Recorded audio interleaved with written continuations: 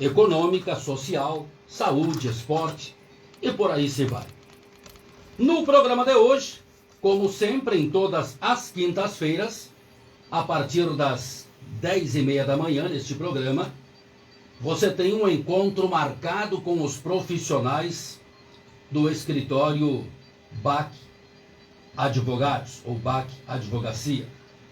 E hoje não é diferente. Quando faltam agora 22 minutos para as 11 horas, eu inicialmente cumprimento o meu companheiro de bancada, Altemir Torman, comentarista do programa e também entrevistador, para, ao cumprimentá-lo no programa, ele dar as boas-vindas ao Dr. Fábio, que por si vem acompanhado da nossa convidada de hoje. E nada melhor do que ele, o Dr. Fábio, apresentar a sua colega, a entrevistada do programa desta quinta-feira, ao ser acionado a partir de agora pelo colega Altemir. Bom dia, Altemir, seja bem-vindo. Mais uma vez, temos o privilégio de contar com a presença dos nossos amigos e parceiros de BAC Advogados. Bom dia, Altemir. Bom dia, senhor Francisco, bom dia, Rádio Cidade ouvintes. Estamos aí no programa Santa Cruz, que Santa Cruz não conhece. E é sempre um prazer, na quinta-feira, nós já temos um horário cativo aí com o escritório BAC, Dr. Fábio Helling, né, e seus associados. Ele vem junto aí com a doutora Juliana. A doutora Juliana, ela tem uma especialidade diferenciada, né, doutor Fábio? Então, o senhor gostaria de nos apresentar, por gentileza, a nossa convidada, e o senhor também já, nosso colega aí na rádio. Bom dia, então, queridos ouvintes da Rádio Cidade FM 105.9. Bom dia, Altemir. Bom dia, São Francisco.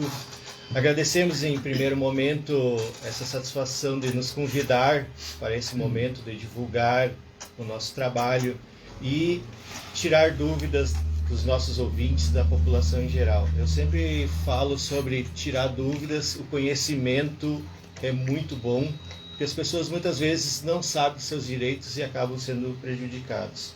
Hoje a gente traz para os ouvintes a nossa parceira. Ela não trabalha para o BAC, ela trabalha no BAC, ela é uma profissional individual. Nós trabalhamos numa forma de parceria, tem diversos advogados de diversas especialidades trabalhando no BAC Advocacia, só que ela é uma advogada individual. E a doutora Juliana Cholante, ela tem uma especialidade um pouco diferente do comum do dia a dia dos advogados, tá? Ela é especialista do direito da moda e, claro, ela atende todas as áreas, as mais diversas áreas. Ela também é especialista em direito do consumidor. Doutora Cholante, então, ela vai apresentar algo para o público, para a audiência, no caso, que é diferente e eles vão se identificar nessa situação que é do dia a dia deles ou vai ser do dia a dia deles. Então, doutora, a partir de agora você se apresenta. Seja bem-vinda. Seja bem-vinda aí à nossa humilde emissora, né? Mas graças a Deus a gente está com uma parceria, né, forte e os ouvintes estão nos trazendo bastante retorno, né, sobre as quintas-feiras aí, né? Então é um prazer, sinta-se à vontade com o nosso meio. Obrigada. Primeiramente eu gostaria de agradecer o convite para estar aqui e poder falar com vocês hoje sobre um assunto que é atual e relevante, principalmente nesse período pós-pandemia. Primeiramente, meu nome é Juliana Cholante, eu sou formada pela Universidade de Caxias do Sul em moda no ano de 2008 e em direito no ano de 2015. Então, da união dessas duas paixões, eu atuo agora como especialista em direito da moda e atendo as demandas desse setor. Que legal, né? Eu mesmo tinha uma visão aí diferente, né? Agora tendo contato com outros advogados aí, colegas também, já colegas de rádio já, né?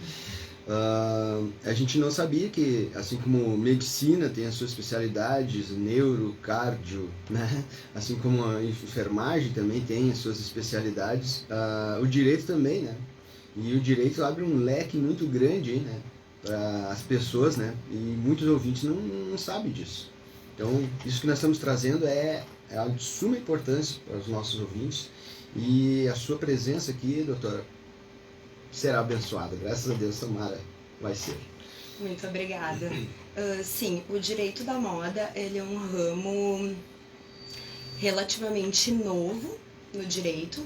Na verdade, ele nasceu nos Estados Unidos, então por isso nós temos algumas expressões em inglês. Eu até preciso me corrigir para trazer para o português essas expressões, né? Uhum. E o direito da moda, ele nasceu de um caso emblemático que aconteceu nos Estados Unidos entre duas grandes marcas, que é a Louboutin e a Yves Saint Laurent. O que aconteceu? A Louboutin, como nós não temos uma legislação aplicável ao mundo inteiro e a moda é um ramo global, digamos assim, a Louboutin registrou a propriedade industrial da sola do sapato vermelho. Então, só ela poderia produzir os sapatos com a sola do sapato vermelho. Passado o tempo, a Yves Saint Laurent fez um sapato inteiramente vermelho, inclusive com a sola. E aí, nós tivemos um grande embate jurídico, porque a Louboutin solicitou à corte americana que os sapatos de Yves Saint Laurent fossem retirados do mercado. Enfim, eu contei essa história. O resultado foi que a Louboutin tem o direito ao uso do solado vermelho em todas as outras cores de sapato, mas a corte deu o direito ao Yves Saint Laurent ter um sapato totalmente vermelho. Enfim, eu falei tudo isso para dizer que foi a partir desse momento que se criou uma necessidade e que o direito da moda surgiu. Como? Ele é um ramo de especialização. Então, ele abrange diversas áreas do direito. No direito da moda, tu tem o empresarial, o tributário, trabalhista, contratos, marcas e patentes, direito do consumidor. Então, o profissional especialista em direito da moda, ele pega toda essa legislação que é ampla e direciona diretamente para o setor. Até como não tenha uma lei específica, a lei do direito da moda, é necessário pegar as leis, da lei civil, da lei tributária, para fazer uso para o direito da moda. Mas como tem essa necessidade, a gente sempre tem o encontro dessa lei que atinge essas situações, para dirimir os problemas que podem dar. Olha só, né? Isso aí para mim é totalmente novo, viu, doutor? Eu vou receber uma aula assim com os ouvintes, né? Porque, assim, moda, hoje, tu fala em moda, o que tá na moda hoje? Né? A moda veio desde da época aí das calças pantalonas, aquelas antigas, né, no Brasil, até agora, né? Mas, assim, ter direito referente à moda, isso para mim é totalmente novo, né? Sim. Então, o direito da moda, na verdade, o direito da moda não. A moda, ela existe desde os tempos primórdios, correto? O direito da moda, ele não é algo, eu vou comprar alguma coisa ou vou consumir. O Brasil é um dos únicos mercados no mundo que possui toda a cadeia de produção no país. Então, ele atua desde a plantação do algodão para a confecção de um produto, para a fabricação daquele produto, para o marketing, venda e distribuição. Todas essas pessoas que fazem parte dessa cadeia de fornecimento são interessadas no direito da moda, são contempladas pelo direito da moda. Desde o insumo, então? Desde o insumo. Poxa vida. E aí, assim, o que entraria, assim, no caso, o direito da moda? Por exemplo, o insumo, o produtor de algodão. O que ele poderia recorrer, assim, referente à moda no direito? Que direito ele tem desde o início, assim? Na verdade, a moda traz alguns regramentos, né? No sentido de contratos, no sentido trabalhista, no sentido empresarial mesmo, né? Sim. Então, o produtor seria mais ou menos isso.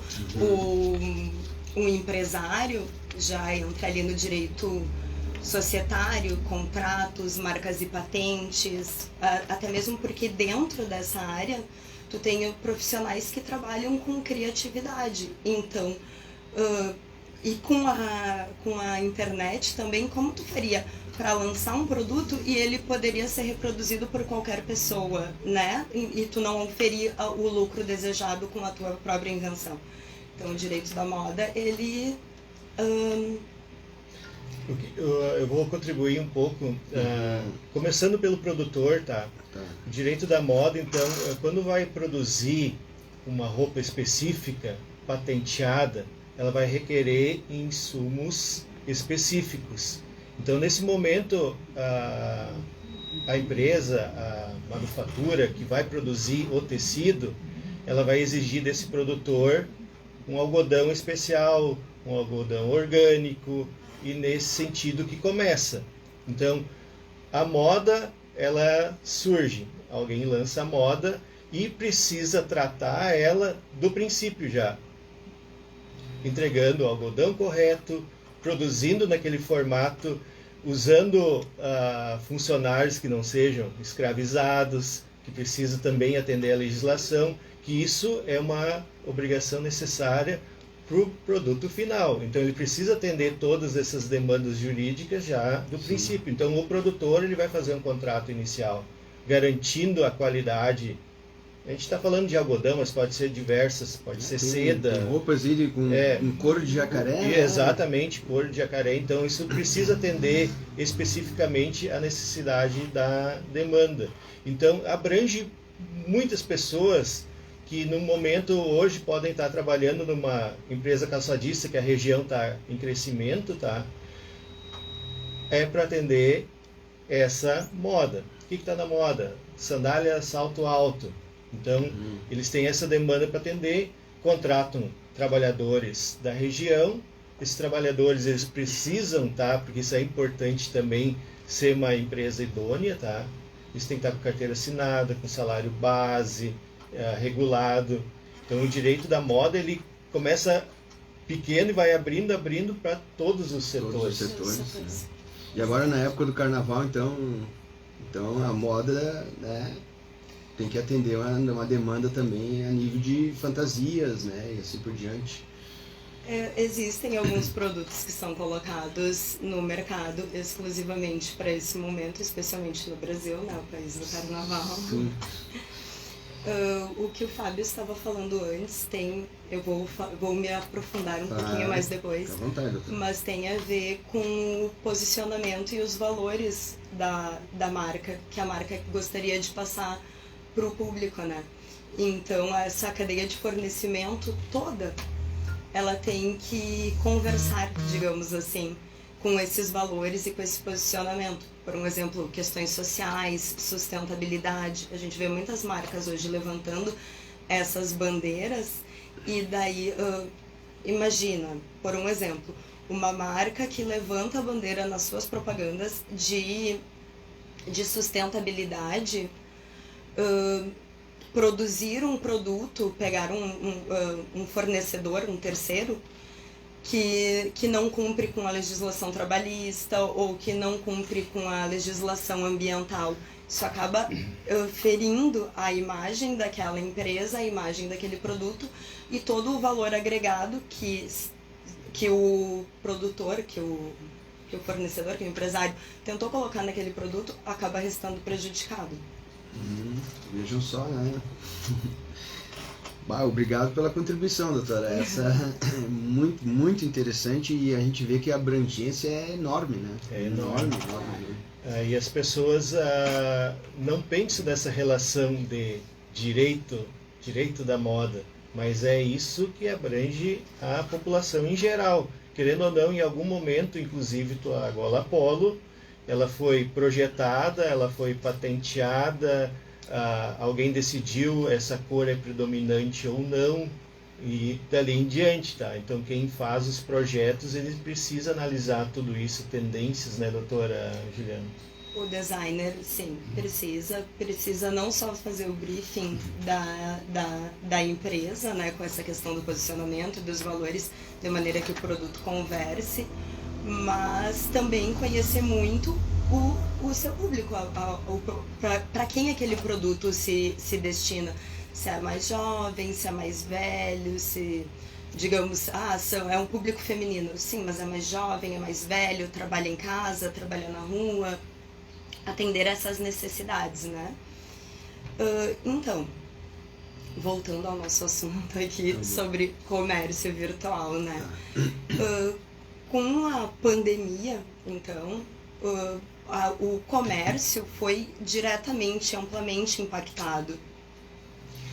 E o comércio virtual se tornou uma alternativa. Então, é algo que só cresce, né? E também trouxe um pouquinho para a informalidade. O que acontece? O comércio virtual, por se dizer comércio virtual, nós temos o e-commerce, que são em plataformas específicas, geralmente um site, como uma empresa, sei lá, Lojas Renner, por um exemplo, que tem o seu próprio site. Esse é um e-commerce. Ele tem uma lei de e-commerce que é de 2013, tá? Mas essa lei, ela trata mais do empresário mesmo, da pessoa jurídica. O que nós temos agora, posteriormente à pandemia, a pessoa física que faz uma página no Instagram e começa a vender para aquela loja. Então, essa lei do e-commerce e o Código de Defesa do Consumidor, ela é aplicada por analogia, que é, como o Fábio havia explicado anteriormente, que é quando não existe uma legislação específica sobre o assunto, pega a legislação já existente e aplica, né? Então, o e-commerce e o Código de Defesa do Consumidor são leis que são aplicadas por analogia em relação ao comércio virtual. Então, o mesmo regramento que tu tens nas vendas físicas, tu tem a previsão também na venda virtual, né? Por um exemplo, no Código de Defesa do Consumidor, eles prevêem o direito a arrependimento.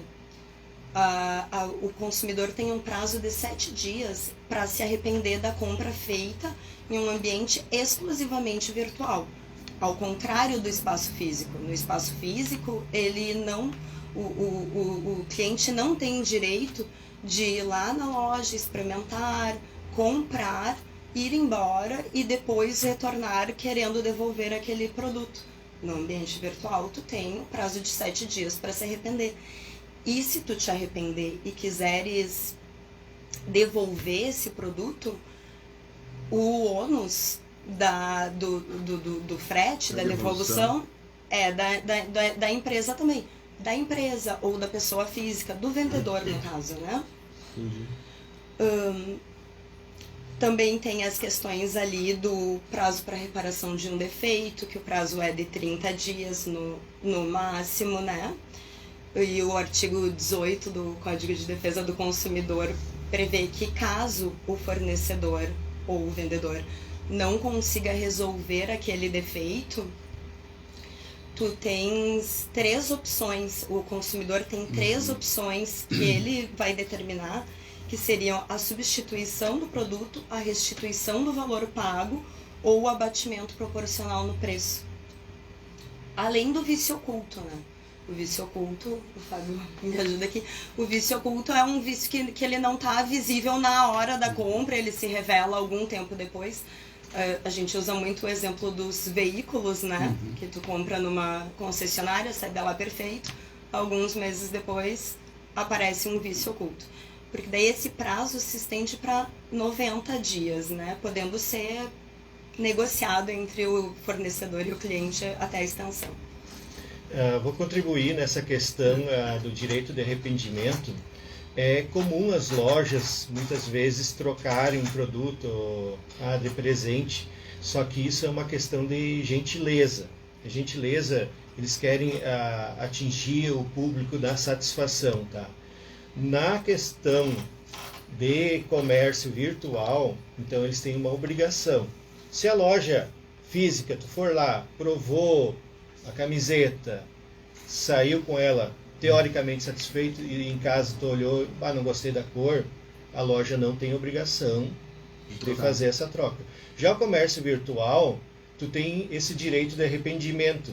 Por quê? O que acontece no comércio virtual? Tu vê lá um modelo, que é uma pessoa, vamos dizer assim, um manequim, né? Tem uma estrutura diferente, aí tu olha, tu te visualiza naquela roupa, ou indiferente o produto, e quando chega em casa tu coloca aquela roupa, tu não ficou aquela modelo. Aí tu vai te arrepender, mas não é isso que eu queria. Então é esse direito que o consumidor tem quando faz essa compra, porque ele não teve a oportunidade de primeiro provar, ver se serve, ver se era o que ele queria. Então é um direito muito importante, que é importante as pessoas saberem. Ela não é obrigada a ficar com esse produto. E falando do vício oculto, tá? O vício oculto realmente ele acontece mais em veículos. Tu não tem como olhar o interior do motor, tá? Se ele tá bom ou não. Sim. E isso tem um prazo de 90 dias para perceber e procurar a concessionária ou revenda que te vendeu para... Pode cumprir. Na verdade, o prazo de 90 dias é a partir de quando tu percebeu o vício, né? Exatamente. Tu vê só. Eu, no caso, eu tenho farmácia. Então a gente tá certo, tem alguns medicamentos que por lei a gente não pode, né, no momento da compra, se é um antidepressivo, se é um faixa preta, né, a gente tem que ficar com uma via da receita e pedir, né, um documento e a pessoa que está comprando, o comprador, assinar. Esse medicamento, por ser um remédio controlado, não podemos receber devolução.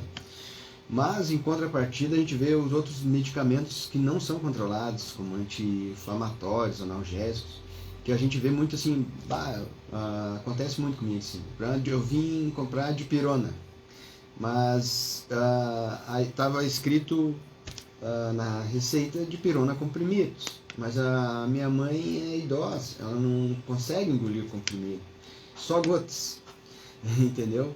Ou líquido, ou xarope, ou assim por diante. E aí a questão de devolução, eu sou obrigado a devolver, a trocar, como funciona aí nessa questão do consumidor? E ali novamente entra aquela questão que a pessoa estava na tua frente, ela teve a opção de optar naquele momento, tá?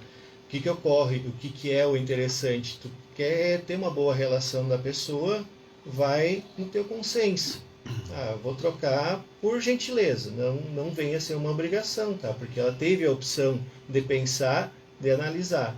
Vamos supor que tu fizesse uma venda por internet, aí já é diferente. E o que está acontecendo muito, né, doutora Juliana? Facebook. Então essas negociações estão muito em alta, tá? Ela pode contribuir. É a informalidade, né? Por como as pessoas estão na informalidade, elas acreditam que elas não precisam cumprir os requisitos. Mas sim, mesmo para vendas em redes sociais, entre pessoas físicas, existem alguns requisitos que precisam estar dispostos, visíveis, quando tu está vendendo um produto. Na tua farmácia, por um exemplo, se tu vai vender um medicamento, também tem alguns requisitos, se for um medicamento controlado, o uso, enfim. E na rede social, da mesma maneira. Por exemplo, uma coisa que muito se vê no Facebook e em lojas é preço por direct, preço por mensagem. Isso não pode. A lei de e-commerce, que é aplicada por analogia para esses casos, ela diz que as ofertas têm que estar anunciadas, que o preço ele tem que constar naquela publicação, inclusive o preço à vista, porque antes se fazia 5 vezes de R$10 para parecer que o preço era menor e não colocava o preço total, né? Ele determina que essa informação tem que estar muito clara, assim como as formas de pagamento, as eventuais despesas adicionais, condições de troca e devolução. Inclusive a lei de e-commerce, lembra que eu disse para vocês que ela foi feita para pessoa jurídica que irá vender no comércio virtual para pessoa física, certo? Então ela, numa plataforma específica. A lei de e-commerce, ela inclusive orienta para que haja um contrato de compra e venda, colocando todas essas diretrizes, como se dá o produto, como se daria a troca, garantia, todas essas questões, e que cada pessoa que comprasse naquele site, enfim, tu enviasse uma cópia desse contrato de compra e venda, para se tornar uma coisa, inclusive, mais segura. Tu vê, a gente vê que as empresas, esse é um leque que se abriu, né, agora com a pandemia, né, doutor? E as empresas que não estão se adequando, né, elas estão sofrendo sanções, né? Porque se tu não te adequar ao mercado, né? Sim,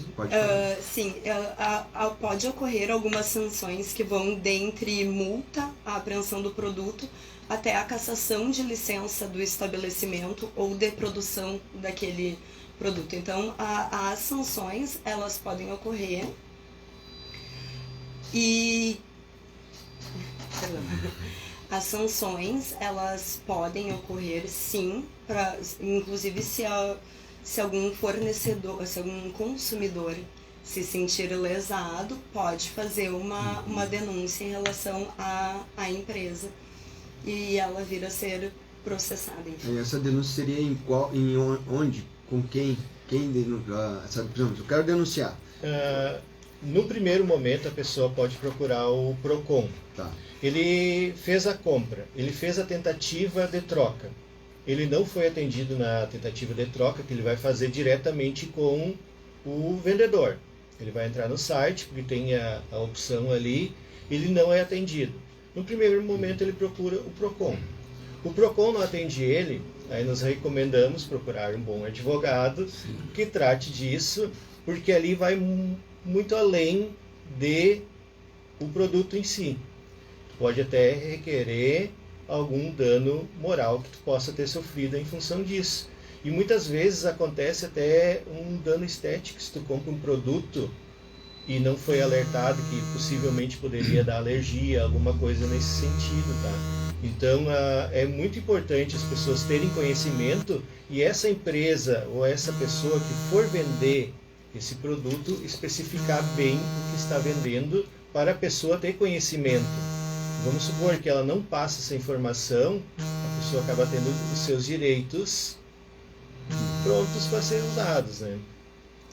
Inclusive, em relação a isso, tem também os casos de propaganda enganosa, né? Que a empresa, e não só a empresa, o digital influencer, como eu vou falar daqui a pouco, pode responder civil e criminalmente em casos de propaganda enganosa. O leque, os riscos a nível, a quem se arrisca a ter uma loja virtual, os riscos são enormes, né? A gente vê que, como a senhora mesmo falou, né, doutora,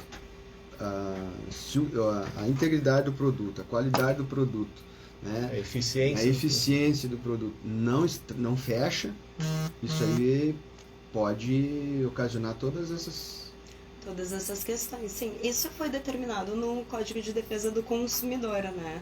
Sim. É ele que visou proteger o consumidor nesses casos.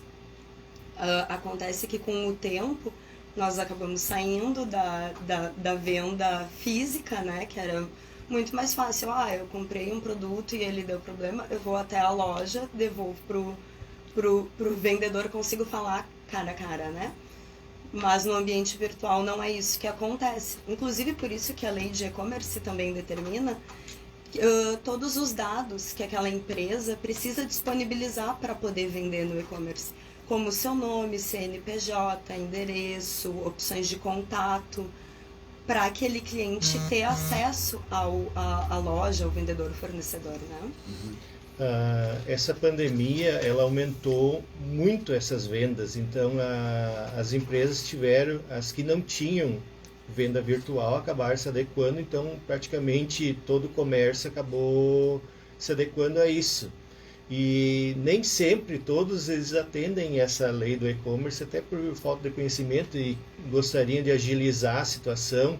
Muitas vezes o próprio vendedor não está sabendo das obrigações dele, e o consumidor, que a gente quer agora atingir ele no conhecimento, também não sabe. Então ele pode requerer os seus direitos quando se sentir lesado. Então, justamente isso que a gente veio tratar aqui na rádio, essa informação, que muita empresa não está adequada, muitas vezes nem é por não querer, mas é por falta de conhecimento também. Tem que atender todas essas necessidades, essas demandas, essas exigências, e o consumidor final, ele pode requerer todas esses direitos que ele tem. Então, e isso veio para ficar. A gente percebe muitas pessoas que nunca aderiram à compra virtual, hoje estão aderindo. Então, as lojas que não têm essa compra virtual, venda virtual, não está tendo tantas vendas só no físico. Até porque isso surgiu muito na época do fechamento das lojas. Tá? Então, ali todos começaram a se adequar, muitas vezes muito rápido, não foram atrás das necessidades da legislação. E o próprio consumidor, muitas vezes ele nem tem conhecimento. Eu não sabia que eu poderia trocar por me arrepender. Não só porque não serviu, ou não só porque estava com algum defeito. A pessoa pode porque se arrependeu, simplesmente eu não gostei. E as pessoas, elas têm isso porque isso virou uma cultura da gentileza das lojas, virou uma cultura que eu troco só se está rasgado, está com problema ou não me serve. No caso virtual, tu pode te arrepender só porque não era bem o que tu pensava. Exatamente. A respeito disso também, eu gostaria de destacar que nós temos duas leis que tratam dos dados da internet. Então, que é o marco da internet, que solicitava apenas uma autorização para coletar os teus dados, né? Quando tu acessa um site, não tem ali um pedido de autorização, esse site coleta seus dados para marketing ou para publicidade.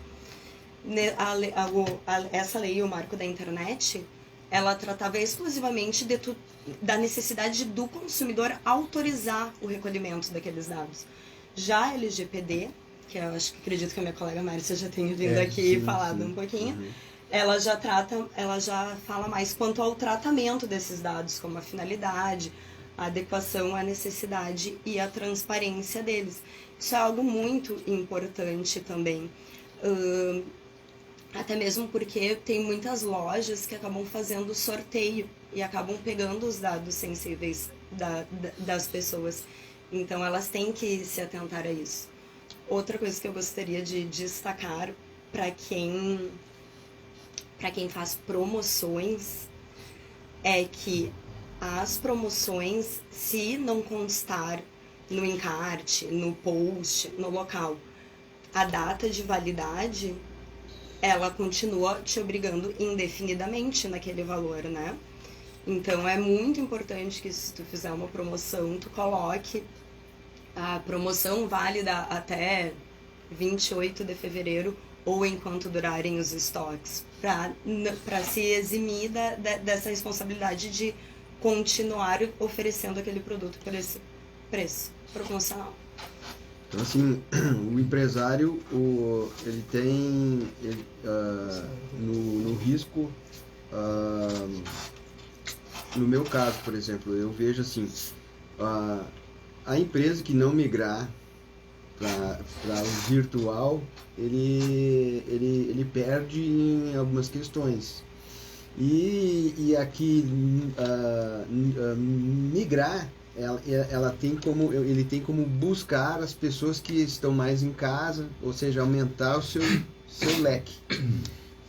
Mas para isso ele tem que fazer o quê? Uma pesquisa, como eu vou dizer, olha, o Altemir vai colocar uma farmácia virtual. O que eu deveria, o que a senhora, o Dr. Fábio, me aconselharia a fazer? Primeiramente, ler a lei de e-commerce, que é ela que vai dizer todos os requisitos que tu precisa constar naquela página na internet em que tu vai oferecer o produto. Não só em relação à tua empresa, mas também os requisitos que precisam ter da oferta do produto. Tá, beleza. E os riscos? Porque a gente sabe aí que tem hackers, tem pessoas aí, né, de má índole, que agora passam, digamos assim, o dia todo tentando entrar num site, tentando entrar na tua página para fazer ou tirar alguma vantagem. Nesse caso, tá, a pessoa vai entrar num site falso. Sim. Não é responsabilidade. A gente sempre precisa se atentar quando for entrar no site de vendas, que seja o site oficial. Até mesmo já aconteceu comigo, um perfume importado. Muito comum, né? Eu não cheguei a fazer a compra, mas é um perfume importado, muito bom, até no caso, assim. Apareceu uma propaganda, assim, naquelas patrocinado no meio do Instagram, e o valor era muito tentador. Ele era 1/3 do valor real. E nossa, que promoção, a validade deve estar vencendo. E eu cliquei no site e achei um pouco estranho. Era Magazine Luiza, eu vou usar o nome, tá? Sim. Magazine Luiza, para mim a Magazine Luiza é extremamente de confiança. Sim, eu achei ele um pouco estranho. E como eu sou um pouco entendedor das situações, né, eu pensei, vou analisar esse CNPJ. Analisei esse CNPJ e quando eu voltei lá, já não estava mais aquela página. Aí eu entrei no site oficial do Magazine Luiza, porque ele veio na propaganda. Até aquele momento eu achei que era um site oficial. Abri o site oficial do Magazine Luiza e estava o triplo do valor. Aí eu até procurei se tinha alguma oferta, não tinha. Era um fake, tá? Então as pessoas têm que ter muito cuidado quando forem acessar esses sites de venda, analisar bem se é o site oficial de vendas, tá? E realmente não acessar por link. Não acessar por link. Entrar diretamente no site que tu deseja pode minimizar o risco de golpes, né? Eu sou uma pessoa que no meu celular eu não acesso nada por link. Nada. Eu vou lá e digito o endereço direto no navegador e entro exatamente porque muitas vezes, agora com esses golpes, tu precisa só clicar no link e muitas vezes eles já roubam teus dados, né? Tá dando acesso já, né? Sim, tá dando acesso. Deixa eu colocar uma coisa aqui para vocês. Agora pela manhã mesmo, eu assisti a televisão e estava acompanhando um caso parecido, né, com esse citado aí, de invasão de sites de venda, de um atleta. O cara tem cara bem sucedido, né, no mundo do basquete, o cara ganha horrores de dinheiro por mês, ele tem um site de venda de tênis, camiseta, e alguém conseguiu acessar esse site dele e começou a fazer promoções especiais lá e vender como se fosse ele, né? Vamos vender como se fosse ele.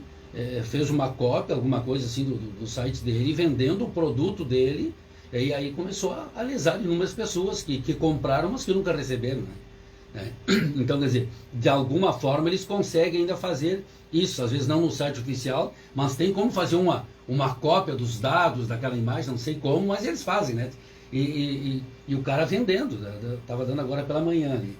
Mas o que acontece assim, ó, bastante, aí eu queria ver da parte legal, aproveitando para contribuir, a televisão nos mostra todos os sábados no programa do Celso Russomani, né, os direitos do consumidor, justamente só trata disso, né, o programa do Celso, do deputado federal, em que nessa patrulha do consumidor, que é o nome do programa que ele apresenta, ele, na companhia do contribuinte, ele comparece a postos de combustível com produto alterado, mal identificado lá na frente, com os dados que deveria constar, nas lojas, problemas de carro. Mas um dos maiores problemas e que lesa a comunidade e que ele defende aí, mete o PROCON, polícia sempre,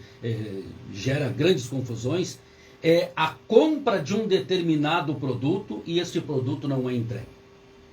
Tu compra, vamos supor lá, uma peça tal ou algo tal, e aquele produto leva 30, leva 40, 60, 100, cento e poucos dias e não é entregue. E quando é entregue, ou ele vem com defeito, ou não é o produto que identifica a tua compra da forma que tu compraste. E aí a pergunta em cima disso aí. Existe um tempo hábil a partir da compra e do não recebimento para te entrar com uma ação reclamatória? Ou cada caso é um caso? O que ocorre, tá? Quando tu faz a compra, tu já ganha uma data determinada, tá? Tem um prazo que para receber. Se ultrapassa esse prazo, eles já são devedores teus. A partir desse momento, tu já pode requerer a devolução do teu valor, a desistência. Já porque eles não cumpriram, vamos dizer assim, o contrato que foi feito entre ambos, tá? Essa questão de não entrega, tá? Ultimamente está acontecendo cada vez menos, desde que tu não acesse um site falso, tá?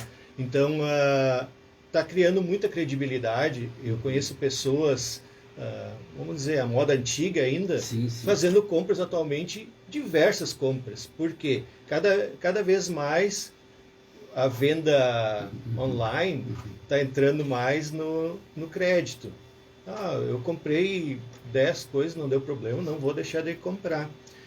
Quando tu fala assim em relação a postos de gasolina, com bombas adulteradas, que fez o comentário, ali já é um caso assim que até pode ultrapassar o PROCON, ali tu pode acionar o Ministério Público, porque tu está abrangendo diversas pessoas, muitas pessoas são lesadas, e esses têm uma necessidade de receber uma multa maior, tá? Além de restituir a pessoa lesada, né? Então, já constitui um crime mais grave. Sim, aí já é mais grave. Aí é o coletivo que está... Uma extorsão, né? Exatamente. Então é muito importante as pessoas terem essa percepção. Claro, a gente tem os órgãos que fiscalizam, né? Mas nem sempre eles conseguem atender todas as demandas. Então, quem perceber um ato lesivo desse, faz a denúncia. Faz a denúncia ou no PROCON ou faz diretamente no Ministério Público. Vejam só, né? É importante isso aí, que é algo que está na vida diária do contribuinte, né? Exatamente. Ele mesmo tomando os devidos cuidados, é preciso ter muita atenção e pesquisar e saber de quem comprar, dependendo do que tu quer comprar, o que tu quer adquirir, né? Mas doutor, eu quero voltar lá atrás, no seu início aí, quando a senhora falou de moda. Certo. Né? Moda. Acontece bastante, a gente vê, principalmente, até no Brasil, eu não sei se tem acontecido esse tipo de ação criminosa, mas a nível mundial alguns casos já surgiram, né? Vamos supor, um estilista, né? Vamos usar esses termos da moda, um estilista qualquer lá, cria um determinado modelo, né? Cria um modelo X, um vestido que acaba virando moda, né?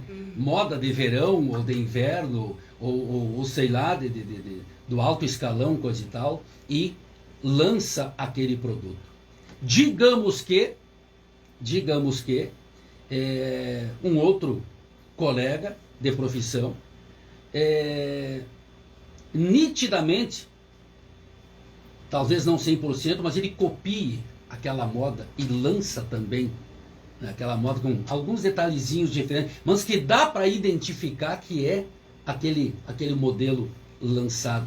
Como é que funciona? Como é que o verdadeiro criador ele vai comprovar? Isso é por registro? Como é que funciona isso? Exato. Houve um crime, Não é qualquer... Veja bem, no Brasil, a legislação brasileira no registro industrial não permite, por um exemplo, o que aconteceu no caso do Louboutin, que eu contei para vocês. Ele não permite que tu registre uma cor, proibindo as outras marcas de utilizar aquela cor. Então, para te fazer o registro da tua propriedade industrial, tem que preencher alguns requisitos. E um deles é ser nitidamente algo diferente. Não é uma... Eu vou te dar um exemplo que aconteceu, que é notório no mundo da moda, né? Aconteceu na década de 50, que é a roupa, a vestimenta New Age do Dior, que se caracteriza por uma roupa justa até a cintura e uma saia que se abre até uma saia vazia até a cintura. Até o joelho, exato, desculpa. Até o joelho, certo? Isso foi registrado, é a marca registrada dele. Quando tu vê esse estilo de roupa, tu lembra dele. E qual é o grande diferencial? Porque antes disso acontecer, eram totalmente os outros estilos de roupa. Tu tem ali até o final do século os corcelês, com roupas grandes, né? E depois tu teve uma simplificação um pouquinho maior da roupa. Quando ele lançou isso, foi algo revolucionário. E, inclusive, essa moda, ela surgiu em 1945 e ela durou mais de 10 anos, em que todas as mulheres do mundo utilizavam esse estilo de roupa. Então, nesse caso, tu consegue registrar aquilo ali como tua propriedade. Era exclusivo. Exatamente, como tua propriedade. Se outras pessoas quiserem fazer aquilo ali, tu pode, inclusive, cobrar o direito de receber pelo uso da tua propriedade intelectual, industrial. Mas não é assim tão simples, digamos assim. Não é só eu vou fazer uma blusinha que nem essa aqui, quero registrar como minha propriedade. Não tem como, né? Tem que ter características bem próprias daquela roupa para te conseguir pegar a propriedade intelectual dela. Que vinha acompanhado de outros detalhes exclusivos. Quer dizer, nesse caso aí, né, partindo desse princípio, quer dizer, o cara criou uma blusinha colante, né, depois com projeção arredondada, vamos supor, né, até o joelho. Quer dizer, se um outro criar a mesma coisa, porém não até o joelho, até as canelas, vamos supor, já é diferente. Já é diferente. Já é diferente. Quer dizer, no mínimo detalhe, comprimento. Sim. Né? Se o cara registrou naquele estilo até X, ele não tenha criado, tipo assim, essa criação pode ser, ou um modelo já do outro jeito, quer dizer, já se ferrou, né? Já não tem como alegar que exclusividade em algo que é igual, está identificado, que é mas porém com detalhe diferente. Eu agora vou fazer um comentário que até vai ser pergunta, tá? Mas eu acredito que quem idealizou a moda, que foi muito moda, não sei em que ano, anos 70, eu acho, a calça pantalona, né? Que eu falei no início. Essa eu até acredito que quem teve esse poderia ter registrado, porque foi algo bem diferente época, e que atingiu, eu sei as fotos antigas do meu pai, então todas as pessoas tinham essa calça, e ela realmente era diferente de todas as outras. Eu não saberia dizer para vocês se houve o registro efetivamente, até mesmo porque uma coisa que tem que se atentar é que esse registro, ele é feito por um tempo, né? Então, tu não pode registrar indefinidamente aquela propriedade intelectual e industrial. Tá. Esse registro que a gente está falando seria patentear? Seria o termo correto ou... Sim, também. Seria o mesmo termo, patentear, registrar. Isso. Que nós temos as marcas e patentes, que daí tem o registro de marcas, que tem a ver com o nome, com o logotipo, com as cores da identificação da marca. E as patentes têm mais a ver com isso mesmo, com o registro de propriedade intelectual, industrial. Legal. Eu queria falar um pouquinho isso, então nosso sobre... horário estava avançando, a senhora fica à vontade, doutora. Vamos parar de perguntar, vamos deixar a doutora explanar. Não, eu queria falar um pouquinho também sobre o papel dos digitais influencers no ambiente virtual, né? Com a pandemia, o que aconteceu foi que começou a se utilizar cada vez mais os serviços dos digitais influencers, né? E como é uma profissão extremamente nova, tem até um projeto de lei que pretende regulamentar ela, mas no momento não existe regulamentação, né? Então, esses profissionais, essa profissão, como ela não tem uma regulamentação no direito trabalhista, eu gostaria de destacar que eles têm responsabilidades tanto na maneira como eles vão expor aquele produto, os mesmos requisitos da loja, muitas vezes, existem para o digital influencer, né? Existe uma cartilha do CONAR com as diretrizes da publicidade feita pelos digitais influencers. Até na nossa cidade tem muitos digitais influencers, né? Recomendo que eles leiam, que eles acessem o site do CONAR e leiam essas diretrizes de publicidade, especialmente na identificação publicitária, que as informações, o conteúdo publicitário, ele tem que estar claro, transparente e padronizado. E tem que estar claro para o consumidor que aquele post é uma propaganda. Pode ser hashtag publipost, de alguma maneira tu tem que deixar claro. Por quê? Porque o digital influencer, ele influencia as pessoas através dos seus hábitos diários. Então, acordei, estou aqui tomando café. Se tu for introduzindo as propagandas assim e não disser que é uma propaganda, por exemplo, o leite da marca X, café da marca Y. Se tu não, se for uma propaganda paga, tu tem que deixar isso muito claro para os teus seguidores. Também é importante destacar que o papel, a maneira como os influencers, a maneira como os influencers... A própria palavra, né? Influencer, né? Divulgam, atuam. Eles atuam. Exato. Obrigada. Esse é o termo. A influência que eles causam, eles atuam de maneira psicológica naqueles seguidores. Então, o STJ, inclusive, já entendeu que a responsabilidade quanto a essa publicidade se estende àqueles que a veiculam, certo? Que se aproveitam dela, que obtêm vantagem econômica. Isso quer dizer que então só vale para quem recebe dinheiro por isso? Não, se tu recebeu produto, se tu recebeu vantagens, também se aplica a ti, né? E ela é uma responsabilidade objetiva, ou seja, ela independe de culpa. Mas eu só fiz uma publicação sobre um produto.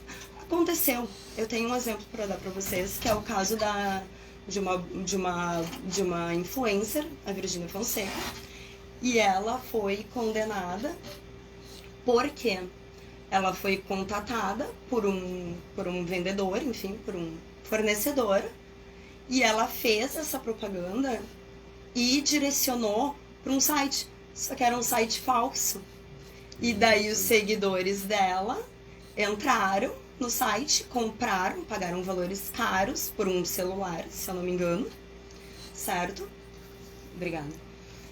Pagaram valores caros por aquele celular, não receberam e acionaram a influencer, porque só compraram por uma dica dela. Exatamente. E ela foi condenada por quê? Porque ela não teve essa diligência. Era isso que eu ia dizer. Tanto o influenciador quanto a empresa, ela tem que ter essa diligência. Não basta tu, como uma empresa, tu olhar um influenciador e pensar, ele tem, sei lá, 30 mil seguidores, eu vou dar meu produto.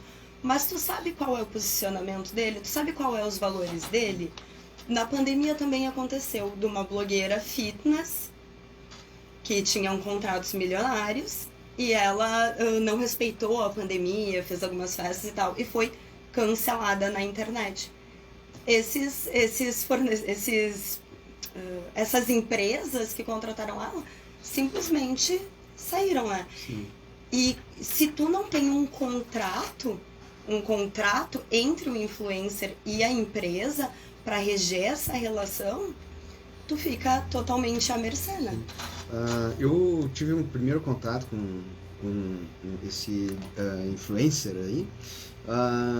Eu fui candidato na última eleição, né? Fui candidato a vereador e na época eu estava com meu pai doente e assim por diante. E aí um digital influencer se apresentou para mim. Quem sabe, né, eu te ajudo aí na campanha. Acho que ajudou, não prejudicou, né? Então esse digital influencer, ele volta e meia entrava lá na farmácia, eu botar um jaleco aí, vamos fazer alguma coisa. E eu quero falar sobre isso, falar sobre aquilo. É bem interessante, assim, sabe, o papel deles nessa atual conjuntura virtual, né? E assim, realmente, como a senhora disse, eles atuam em cima do dia a dia, né? O cara acordou aí com o cabelo virado, com o cabelo todo amassado e eu tô aqui, né? E assim por diante. Então esse digital influencer hoje que trabalhou comigo, ele também ia nas casas, né? Panfletear e várias pessoas, eles querem ver o candidato. Vamos lá então. Então assim, várias pessoas eu tive que visitar através dele. Né? Uhum. Mas assim, a questão de contrato, a questão teve algumas coisas que ele não cumpriu, né? Tu tinha um contrato escrito? Não tinha. Esse é o problema. E aí que eu ia perguntar, porque aí surgiu uma pergunta que o Altemir colocou e no que a senhora acaba de questionar ele aí. Qual é a responsabilidade do influencer? Qual é a responsabilidade dele legal em anunciar alguma coisa, seja produto ou serviço, legalmente? Deve ter uma responsabilidade, deve responder, deve haver sanções, né? Sim, ele tem uma responsabilidade, como eu havia dito, a responsabilidade dele é objetiva. Então, ela independe de culpa, certo? Então, é exatamente por isso que é tão importante tu ter um contrato escrito, porque nesse contrato tu consegue colocar, inclusive, uma cláusula de responsabilidade civil, dispondo que será a empresa que irá entregar o produto, que em caso de vício no produto, quem irá responder é a empresa. Quanto ao consumidor, isso não interessa muito, porque eles não têm como saber discernir a empresa do digital influencer, porque o digital influencer atua muitas vezes como a cara da empresa. Sim. Perante aqueles consumidores, né? Então, se um consumidor se sentir lesado pelo produto, ele pode acionar o digital influencer e o digital influencer ser condenado conjuntamente com a empresa. Entretanto, se houver um contrato escrito entre essa empresa e o digital influencer prevendo uma cláusula de responsabilidade civil, posteriormente esse influencer pode entrar com uma ação judicial e pedir o ressarcimento em relação à empresa, o direito de restituição dele, desses valores que ele teve que indenizar, enfim, e que não lhe cabia, né? Olha só, e a gente vê que foi muito importante na última eleição, né? Inclusive para presidente, né? Teve um presidente, a gente sabe, que não foi né, que não se apresentou em nenhum momento nos debates, não, né, e mesmo assim, através das plataformas virtuais e internet, né, dominando essas plataformas aí, ele conseguiu se eleger, né? Então, assim, aí se mostrou realmente a força, o poder das redes sociais, né? Como já diz o termo, influência, né? A influência, Exatamente. das redes sociais, né? Essa... Do efeito, né? O efeito, né? Exatamente. E é exatamente por isso que o STJ, que há um entendimento em que a responsabilidade do influencer, ela é objetiva. Porque ela tem esse poder de influenciar, de entrar dentro da mente das pessoas, né? E modificar um estilo de vida, um produto, enfim. Tem alguns outros tem algumas outras cláusulas que eu recomendaria que fosse refletido para ter nesse contrato. Em primeiro lugar, é delimitar o objeto, né? Vai se apresentar um produto. Quantos posts no feed vai ter? Quantos posts nos stories? Quais os dias e horários? Ele vai ir no teu caso, ele vai ir na tua farmácia em algum dia ou horário para fazer publicação de lá? Isso tudo deve ser delimitado dentro do contrato, né? Sim. Não obstante, uma cláusula de exclusividade também para a mesma coisa. O influencer estava atendendo a tua farmácia. Só a tua farmácia, então não pode pegar outras farmácias, porque senão gera até uma concorrência desleal. Exatamente. Também tem uma cláusula quanto ao uso da imagem daquele digital influencer. E por quanto tempo essa imagem vai ser utilizada pela tua farmácia, digamos assim, né? Esse lapso temporal ali. Teve até um caso aqui no Rio Grande do Sul era uma influencer que possuía uma loja de roupas. E ela fez alguns posts oferecendo produtos e outras lojas pegaram a imagem dela, os posts dela, e colocaram nas suas páginas para oferecer o mesmo produto. E ela entrou com um processo pela questão do direito à imagem, né? Do uso da imagem dela. E eu até li a decisão deles falando que, em razão da profissão dela, ela meio que abriu mão, assim, do direito à imagem. Só que não do direito à publicidade, o direito de lucrar com a própria imagem dela. Então a condenação foi nesse sentido, que outras pessoas não poderiam pegar a imagem dela e usar indiscriminadamente, né? Também tem que dispor sobre os direitos autorais do conteúdo produzido pelo digital influencer. Se por um exemplo, o digital influencer criou alguns conteúdos publicitários, fez vídeos, posts e tal, pra ti, certo, Altemir? Certo. Tu poderia usar esses posts depois? Tu poderia lançar? Tu poderia continuar utilizando esses posts? Tu poderia editar algum vídeo que foi produzido por ele? Isso tudo poderia constar num contrato, né? Alguma cláusula de confidencialidade, se aquele digital influencer está vendendo, entrou dentro da empresa, assim, aquela empresa tem algum produto super novo que ela vai lançar e compartilha isso com o digital influencer, tem que ter uma cláusula de confidencialidade para aquele digital influencer, muitas vezes até sem querer, não largar a tua novidade ou o know-how da tua empresa por aí, né? E as penalidades e multas também, em caso de descumprimento contratual, que foi ali o teu caso, né? Sim. Que foi, eu até complementando, que era o que eu ia dizer dessa blogueira fitness. Ela com certeza tinha contratos e com certeza nesse contrato tinha o briefing da empresa, dizendo provavelmente como ela deveria se portar, falando do posicionamento, dos valores da empresa, para não causar essa disparidade, digamos assim, que causou uma pessoa, uma blogueira fitness que fala de saúde e teve atitudes tão contra a saúde, digamos assim. No horário infelizmente está avançado, né? Teria mais alguma colocação? De que forma dá para resumir esse assunto, né? Como é que a senhora resumiria o trabalho de um influencer, né? E a importância hoje das pessoas tratarem a questão com a importância que ela merece, né? Exatamente. Na verdade, o influencer, ele é um profissional. Entretanto, como é uma profissão muito nova, nós ainda não temos uma legislação específica para tratar dela. Já está em trâmite, mas ainda não tem. Então, esse contrato entre as partes, ele é essencial para garantir ambas as partes, como eu disse para vocês. Tu tem aqui o caso da blogueira fitness, que acabou prejudicando as empresas, e tu tem também as empresas que acabam prejudicando o influencer, como no caso da Virgínia Fonseca.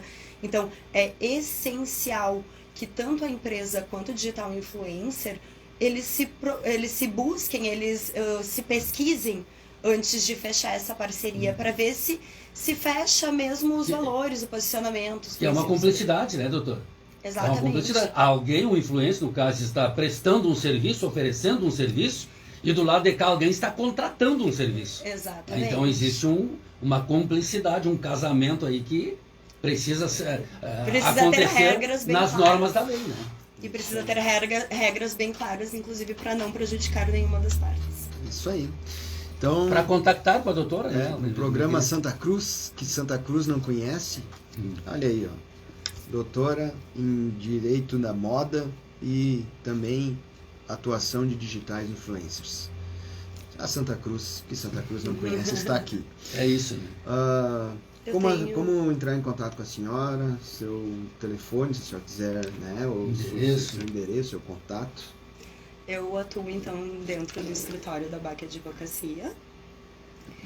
Eu tenho uma página na internet, que é Juliana Cholante, advogada. Não, ADV. ADV. E o meu telefone também. Sim. É 51999 39 30 80. Precisando constatar, então, né? Precisando consultar, precisando fazer algum contrato. Constatar a doutora aí. A próxima vez aí que um digital influencer me procurar, eu já sei onde eu vou encontrar uma orientação. Faz um contrato. Consulta, né? Faz um contrato. Porque como era totalmente novo, eu também nem sabia da existência, né?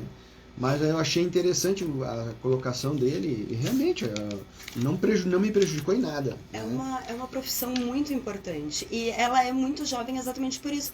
À medida que o comércio nas redes sociais cresceu na pandemia, os influencers cresceram conjuntamente, e isso só tem 2 anos. Então a legislação ela ainda não conseguiu acompanhar, né? Mas a gente consegue usar várias normas diferentes para aplicar nesses casos. E a gente quer agradecer aqui, né, Altemir, o Dr. Fábio, que mais uma vez ele se dispôs a vir aí, abriu sua agenda. Não somente se dispor a vir, mas em escolher a dedo, né, profissionais do seu grupo de atuação, profissionais gabaritados, com especialização realmente muito importante dentro daquilo que o direito oferece, com temas pertinentes e que no dia a dia, né, estão sendo discutidos, estão em atuação, na verdade, né, no mercado de trabalho, principalmente no meio digital, nas plataformas de internet. Então, a gente agradece ao Dr. Fábio, né, por ter mais uma vez contribuído aqui com a Rádio Cidade, principalmente com o programa A Santa Cruz, que Santa Cruz não conhece, em trazer e acompanhar uma profissional de tão alto gabarito para enfocar, para discutir, para esclarecer dúvidas sobre um assunto tão relevante. Agradecimentos, doutor. Da minha parte, quem tem a agradecer sou eu pela oportunidade. E realmente a gente faz uma análise do que é importante, porque nós trocamos muitas ideias antes de determinar o nosso assunto da pauta, tá? Então a gente sempre pensa assim, o que o ouvinte precisaria ouvir? porque a gente vê isso aqui como uma necessidade de conhecimento. Então a gente faz essa análise, que é agora o próximo pauta que o ouvinte vai tirar proveito disso, e o ouvinte ele é bem abrangente, com certeza tem agora nesse momento digital influencers ouvindo a rádio. Com certeza. Ele também vai parar e vai pensar, eu nunca fiz contrato e nem pensei nisso. Tem aquele dono do mercado que contrata o digital influencer, o dono da farmácia, aquele candidato. Sim. Então isso abrange muitas pessoas e nada melhor Estamos num ano político, né? num ano político, muitos candidatos vão contratar digital influencer. Então a gente acha muito importante levar esse conhecimento à população e não é à toa que a gente vem com um assunto muito pertinente e interessante, tanto para a rádio, que é um programa da Santa Cruz, que a Santa Cruz não conhece, ela fica conhecendo através de nós. Então gratidão da minha parte. Gratidão à doutora Juliana, que se dispôs a agenda aí, a gente fazer essa parceria. E espero que tenha se sentido à vontade, né, doutora? A gente sabe que o primeiro contato com o microfone não é fácil, né, doutor Fábio? Eu que o diga, né? Hoje eu me sinto bem, muito à vontade. Eu digo graças a vocês, né, que Mas aqui estamos entre amigos. Sim, realmente, a doutora Juliana pode falar sobre isso, que a gente veio falando no caminho. Não é nada que tu está pensando, nós vamos ter um bate-papo com pessoas queridas. Sim, e eu tenho certeza que teve esse sentimento aqui, e vocês são pessoas incríveis que conheci aí. Gratidão ao Pai Maior, a Deus, né, que cruzou nossos caminhos, e estamos sempre à disposição. A Baca Advocacia, então, como percebem, até pelos assuntos que a gente traz, a gente atende todas as áreas. Dificilmente vai entrar uma pessoa lá com problema que vá sair sem alguma possibilidade de resolução. Então, nosso lema, nossa meta é essa, tá? E esse trabalho em parceria, a gente tem diversos outros profissionais, em algum momento oportuno vão vir aqui também. Esse trabalho dentro do escritório Baca Advocacia, mas são independentes. E não são nossos concorrentes, eles são os nossos parceiros. A gente trabalha numa grande parceria lá, porque tem pessoas até com mais conhecimento que nós mesmos, a gente troca muita informação, muita ideia, a gente só tem a crescer. Todos os profissionais que trabalham lá conosco, eles são de suma importância para a evolução profissional de todos. Sim, eu achei muito legal isso aí, até a doutora, agora não me falha a memória o nome dela, mas reconheceu a doutora Márcia como professora, né? A doutora Exatamente. Márcia foi professora, né? Não sei de quem, vocês lá, mas hoje a doutora Márcia é parceira, né? Colega, né? Tu vê assim, que legal, assim, né? Tu seguir uma carreira junto com o teu professor, né? E você é professor também, né, doutora? Não na área do direito, na verdade. Eu tive a oportunidade de lecionar num colégio uma matéria que tratava sobre design. Então, daí eu dei aula sobre a minha primeira formação, que seria moda, né? Sim, que legal. Isso aí. Então, gratidão, né? O horário nos avança e fica o meu agradecimento e desde já, sinta-se à vontade com a Rádio Cidade, estamos de braços abertos. Qualquer coisa que precisar, né? O escritório lá continua no mesmo lugar, né, doutor? No mesmo lugar. Por gentileza, cita para nós. Fica na rua Capitão Pedro Vernon, 139, e eu preciso comunicar aos ouvintes, que agora ficou mão única, porque as pessoas vinham pela 7 de setembro, a partir do Mercado Alegria, virou mão única só a descer, só a direção 7 de setembro. Então, quem vir ao escritório precisa entrar pela... Thomas Flores? Não, pela...